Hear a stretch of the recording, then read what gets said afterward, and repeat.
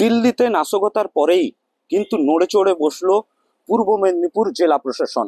এখানে যে সমস্ত পর্যটন কেন্দ্র রয়েছে সেই সমস্ত পর্যটন কেন্দ্রে যেমন নিরাপত্তা বাড়ানো হয়েছে, চালানো হচ্ছে চেকিং বিভিন্ন জায়গায়, সেই সঙ্গে দীঘা সংলগ্ন যে সমস্ত বর্ডার এলাকা রয়েছে সেই এলাকা কিন্তু সিল করে ইতিমধ্যেই নাকা চেকিং করা হচ্ছে সেখানে। তাছাড়া দীঘার উপরে এই যে জগন্নাথ ধাম রয়েছে বাড়ানো হয়েছে তার সিকিউরিটিও।